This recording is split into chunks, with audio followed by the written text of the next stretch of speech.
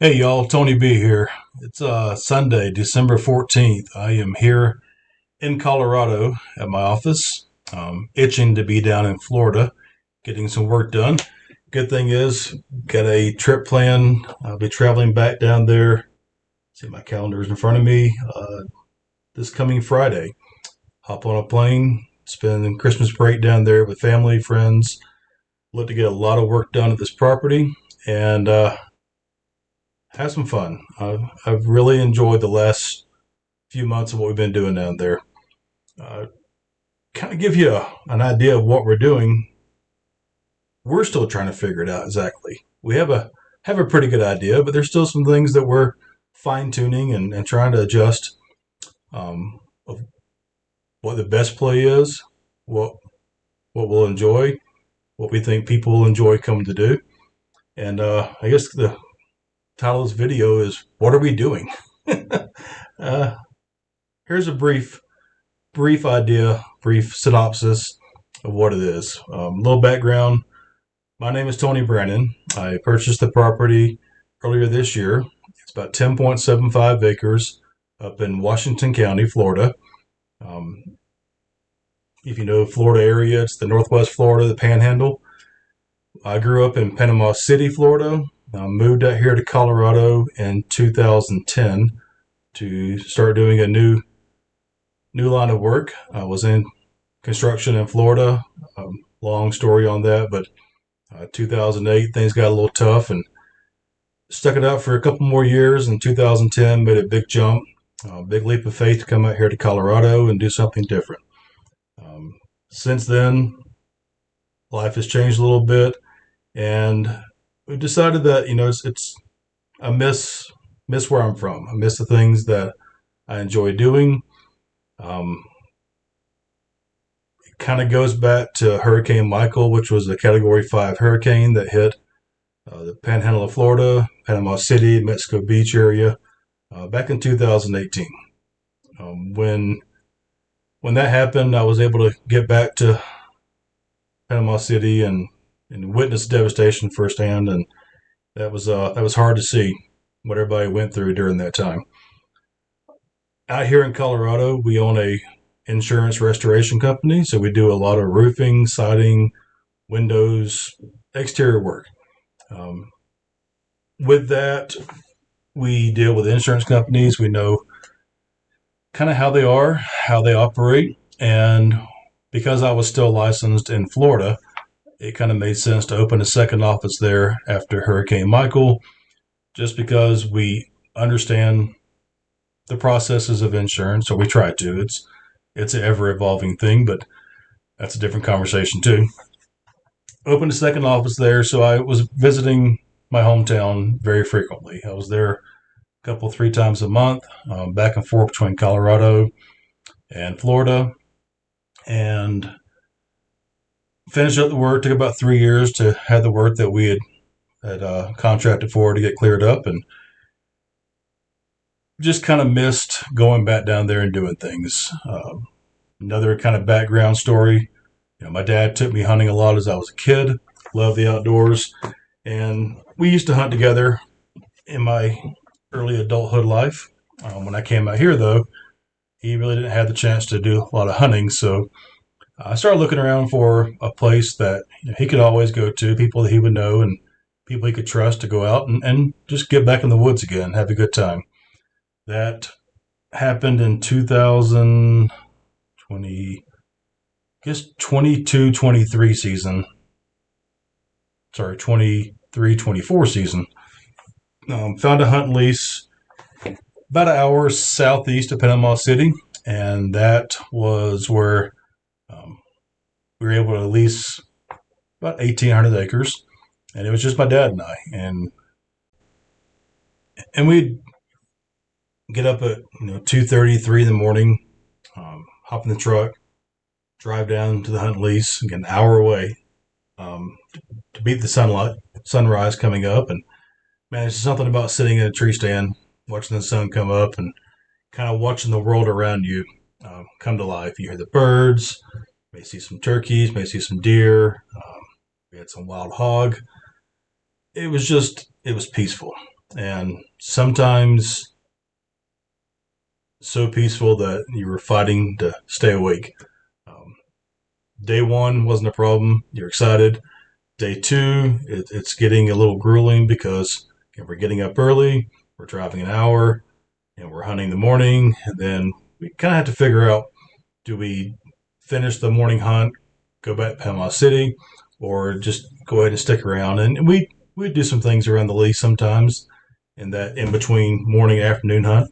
A lot of times we run down to a little town called St. Joe, about 20 minutes south, right there on the coastline of Florida, and get a late breakfast. Go back, get a little nap in the truck, and then go afternoon afternoon hunt that day. By day three, that's starting to wear down on me. I'm tired because getting up at 2:30 Panama City time is 1:30 my time here in Colorado. So I was struggling a little bit, and I kept thinking it would just be nice if we had somewhere that was a lot closer, that we didn't have to drive that far. We could have a little hunting camp. And on that, I grew up a lot. My dad and mom took my sister and I fishing a lot down to the Apalachicola River, way down in a little town called Weewa. We call it Weewa, but little community down there, and loved fishing as a kid. And a lot of people down there had hunting and fishing camps.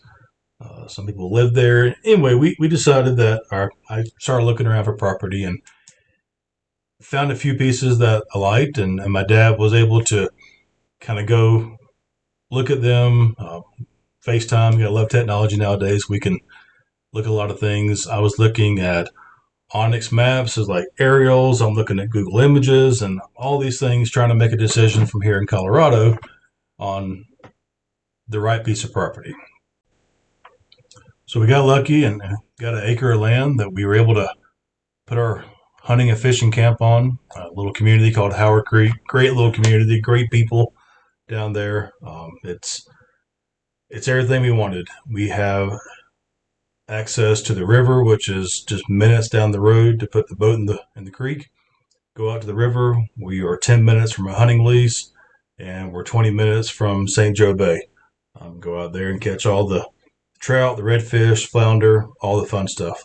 And these were the things that I missed the most. I love Colorado. Colorado's a great place. The mountains, breathtakingly beautiful. Now we have some snow out there finally, and there's just something about God's creation when you can see that it makes you appreciate what you can see and get to experience. That's the mountains. Here in the Denver metro area, it's busy, it's chaotic, it's very peoply, and as I'm getting older, I'm 48 years old. I'm not old yet. I feel old some days. I just don't like that much traffic. Don't like the having to take what should be a 5-minute trip turning into 15, 20, 30 minutes sometimes. All the traffic lights. And anyway, it started getting to where I was frustrated more than not. So Colorado was a good move for me. Allowed me to get back on my feet. Been very blessed with a great company that we got to start. Great people that work here, and it wasn't home feeling. So anyway, we're gonna fast forward a little bit, get past all that long story to get to this point. Why we're here, what we're doing.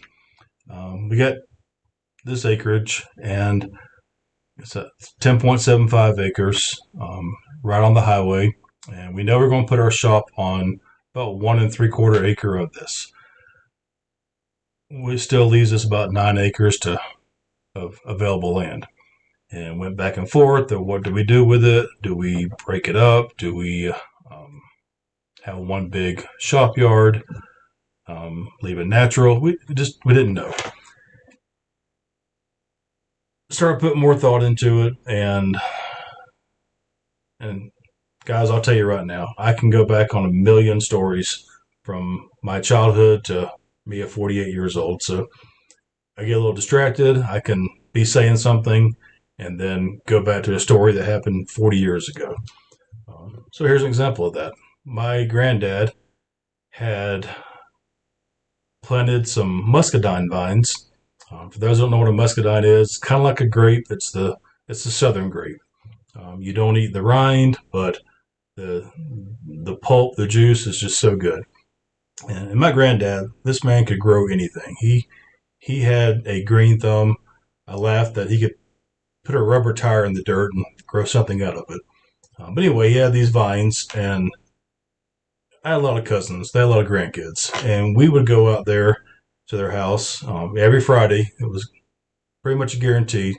We'd eat dinner at mom and dad's house, and then we would go to grandma and pa's house. And during the summer, it got longer days, so kids are out running around, playing with my cousins, having a great time. And we would go attack this muscadine vine. We called them scuplins. Not sure why we called them scuplins, but they're scupper nogs. But for some reason, the term scuplins stuck with us. And anyway, we would eat these things, I want to say mid to late August, and we would eat till our bellies just ached. Loved it so much. He had bronze variety, he had the purple or the black, and I loved it. And I started thinking that, man, it'd be kind of cool to have something like that. And through the power of YouTube, it's amazing how you just search anything and you can find all kinds of information and all kind of people that have amazing ideas. And Kinfolk Farm, he's in Woodbury, Georgia. Shane, they started the muscadine. He's obsessed, and it's a rabbit hole. Like once you start focusing on this and seeing this stuff, and I get excited. Like I love construction. I love building things, but man, something about knowing that you could put, 5, 6, 700 vines in the ground and have just acres of rows of muscadine vines, and people go out there and pick them and have fun. And I don't know. Shane, this is kind of your fault, Ken Folk. You kind of got me riled up on doing this kind of thing. But anyway, we knew that 9 acres was going to be a little bit too much for muscadines. So we started thinking, what else could we do? And I love blueberries. Blueberries are great for you. They taste amazing. And we thought, well, we could do a little patch of muscadines, and then we could do a patch of blueberries, and that'd be kind of cool. And then we thought, well, what else can we do? And then blackberries came into play. And then you start looking at blackberry stuff. And, I got a friend of mine, his aunt has some blackberry bushes, and how big these things were and just how much they're producing. And I don't know. Maybe it's me getting older, but I was super excited. Still, I'm very excited about this. Anyway, going through the plan of, all right, we got 10.75 acres. We're going to use 1.75 for the shop area that's going to have our construction company building, a little parking lot, yard area. And then let's do 3 acres of muscadines. Let's do 2 acres of blueberries and maybe 2 acres of blackberries. And it's a rabbit hole that once you go down, your mind doesn't stop. My mind doesn't stop. I have the property, and I'll show it here in a minute, but Onyx maps outline the property, and I'm drawing out these imaginary fields of where things will be at. So anyway, tweaked it, back and forth, do this, don't do that. I think, I could be wrong here, but I think we've got narrowed down. We're going to have about 2 acres of muscadines. Don't know the exact varieties yet, but working with Greg Eisen at Eisen's Nursery, also up in Georgia. Check them out on YouTube. They have a phenomenal thing going on. Very informative group of people and family that knows. Well, they've been doing a history of muscadines for, I think, 3 generations now. But through that, we got 2 acres of muscadines. Sorry, I do get distracted. 2 acres of muscadines. We thought about 1.5 acres of blueberries, 1.5 acres of blackberries. And then we had these plots drawn out on Onyx, and good thing. Take your cell phone. You can be on a piece of equipment and you can start cutting out your lines of where these fields are good. We get the muscadine field planted first. We got it cleared and got ryegrass down. Then we start working on the blackberry patch. Same process with that. Get it cleared, get it root raked. And then we start working on the blueberry. We just got the blueberry patch done last trip. That was a lot of fun because I had a girlfriend's son, and then her nephew was there, and these boys are on tractors doing stuff they never done before, and it was fun. It's dusty. God, it was so dusty.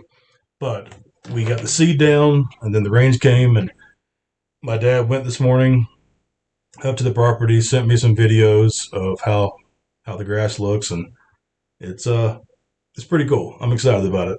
But anyway, that's just the first process we got to do. We plant the rye this time, and then in the spring we're probably going to plant some sun hemp, cowpeas, just something to keep building nutrients into the ground. And then we'll do another rye planting in the fall of next year. If all goes well and the stars line up, we will be putting a lot of bushes and vines in the ground in spring of 27. I say spring, February, March. For the Floridians, that's spring. We have about 4 days of winter, and then it's back to spring. So anyway, that's what we've been doing. We've been taking this raw piece of dirt, heavily treed, a lot of underbrush. We had some equipment, have a little skid steer. I can't say enough good things about the Kubota. We have a SVL 75-3. Put a Seppi mulcher on it, and my dad had a blast on that. He'd go out there, and he had that thing, I think, in 3, maybe 4 days, completely mulched, looking nice because you could stand at ground level and look through, and you could see the property. And then you start really seeing how many trees have to start coming down. So then we got the KX 05-7, sorry, KX 057-5 mini excavator. And that's a powerful little machine. My dad and I don't have any right to say we're operators. We can learn, but we're not operators. But you get in that machine and you learn what it can do, what you can do with it, how to improve, how to be more efficient. And even the times that we're not efficient, it's just fun being out there. I hope Dad agrees with me that it's been fun. I think he's enjoyed it. But we started taking down these trees, and I've posted a lot of videos of these trees coming down. And to everybody out there in the YouTube world, they're not really seeing. They get to see this little tunnel vision that I give them, I guess, of what we're doing. And it's probably boring looking at a tree falling down. Oh, look, another tree. Oh, there's another tree falling down. Each tree that fell down was another step in the right direction for us. And I'd take the drone, I'd fly it up, try to get aerial views of everything. And it's just, it's really cool to see where things started at. I believe September 12th. 11th or 12th is when I first got the property, brought the skid steer up there, and we started mulching. And after day one, it was like, all right, we're making headway. We still have such a long ways to go.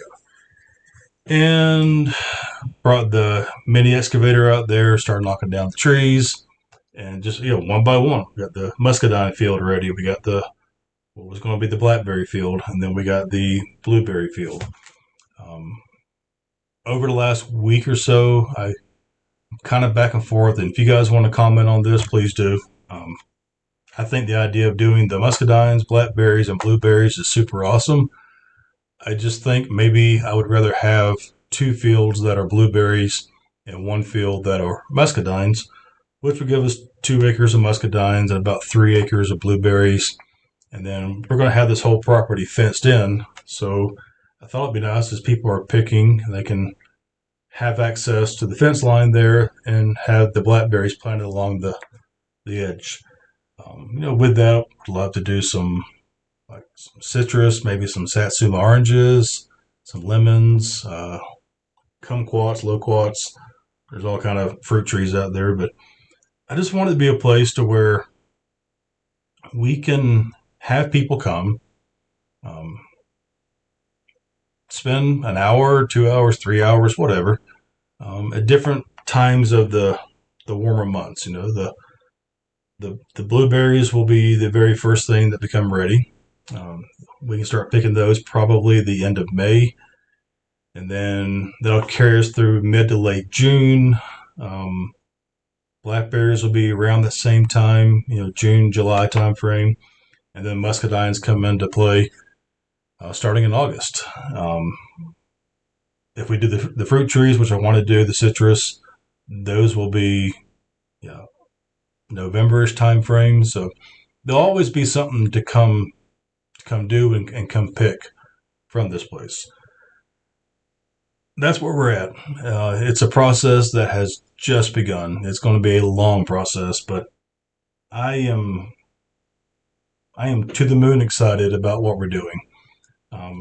It's a big undertaking, especially with somebody who has never done anything more than just a small garden before.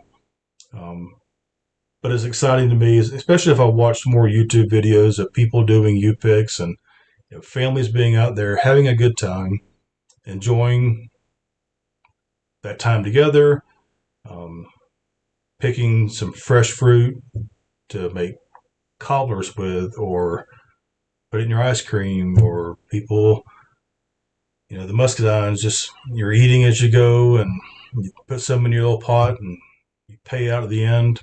And they may make muscadine wine, they may make jams and jellies. There's so many options to work with, and it's just, that seems fun to me. So anyway, wanted to give you guys just a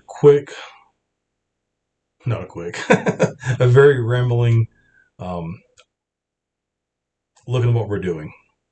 Just the beginning. So we're in December of 2025. We've got all next year to work on the property. And then we've got the spring of 27 is what I'm shooting for, to have these plants going in the ground. That means we have to go through a lot of process with the building departments, as far as the permitting and stuff like that. We have to get water sources, power, all these fun things that you just got to have, obviously, on the property. And we're excited. We hope you guys join us through this process.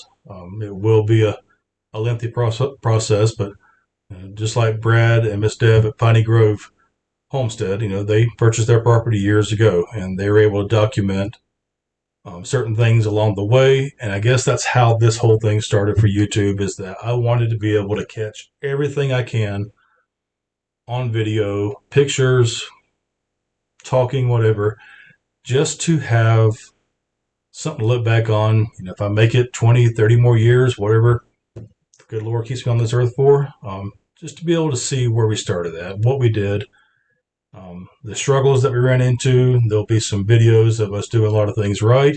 There'll probably be a lot of videos of us doing things wrong. But once you guys come along, want y'all to have fun with it, comment, follow us in the process, offer advice. I look forward to people who are more knowledgeable than me giving me good advice. So if there's anything that we can do better, hey, drop it in the comments. Say, hey, dummy, do this, or be positive. Don't be a complete jerk about it, but have fun. Let's do this thing together. But yeah, planning it in 2027. We're looking at probably 2030 before we're able to start harvesting the fruits of our labor, literally. So in the meantime, I'll keep posting pictures, videos. I am limited on how much time I can spend on the property, unfortunately, but we will make frequent trips there and be doing new things. This channel may have a lot of stuff on it that's not even related to the upick part. We may have the construction of the shop going up one day. We are going to be starting a new construction house right across the highway from this property. So a lot of different things. There'll probably be some hunting and fishing on there too. I like a variety of things. And again, I just hope you guys enjoy it and follow along and get this thing moving in the right direction. And hopefully in, 4 to 5 more years, we're out there picking berries and having fun. And anyway, hope you guys have a great rest of your weekend. I'm looking forward to hearing from everybody, and let's do this thing.